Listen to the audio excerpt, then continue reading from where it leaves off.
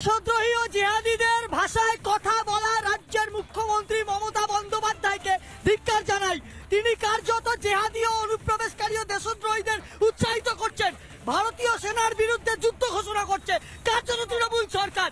কারণ তার 2-3 দিনের স্পিচ অ্যাক্টিভিটি এগুলোই প্রমাণ করে। কিন্তু যখন অনুপ্রবেশকারীদের দালাল শওকত মোল্লার গাড়ি একজন নিরীহ বাইক আরোহীকে পিষে দেয়, তখন এই তৃণমূল কংগ্রেসের নেতারা বড় বড় লেকচার মারে।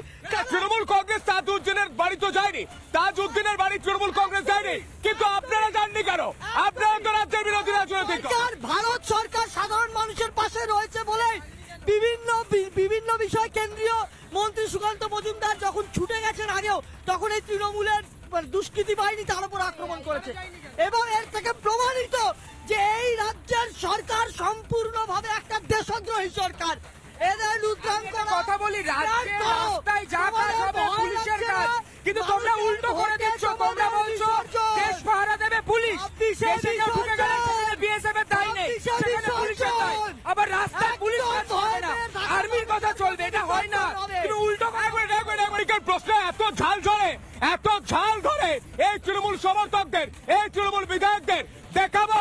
শওকত মোল্লা প্রকাশ্যে বলছেন রিপাবলিক বাংলা নাকি মিথ্যে খবর দেখিয়েছে। কি মিথ্যে? মারা যায়নি মানুষটা, নষ্ট করেছে আমাদের প্রতিনিধি অনুপম। শুনুন। আচ্ছা, দুর্ঘটনার খবর রিপাবলিক না দেখলে খুশি হতেন?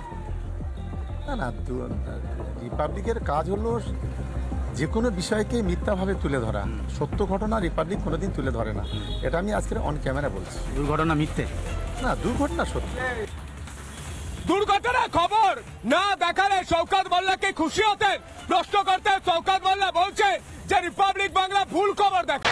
নানা ধরনের কন্টেন্ট দেখার জন্য লাইক করুন, শেয়ার করুন আমাদের ফেসবুক পেজ, সাবস্ক্রাইব করুন আমাদের ইউটিউব চ্যানেল।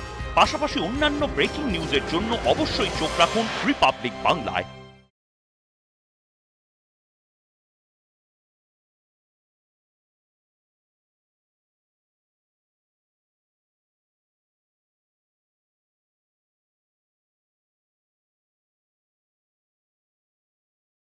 নানা ধরনের কন্টেন্ট দেখার জন্য লাইক করুন, শেয়ার করুন আমাদের ফেসবুক পেজ, সাবস্ক্রাইব করুন আমাদের ইউটিউব চ্যানেল।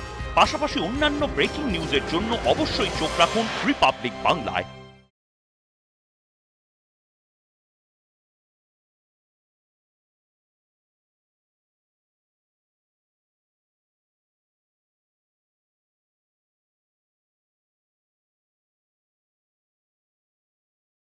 নানা ধরনের কন্টেন্ট দেখার জন্য লাইক করুন, শেয়ার করুন আমাদের ফেসবুক পেজ, সাবস্ক্রাইব করুন আমাদের ইউটিউব চ্যানেল।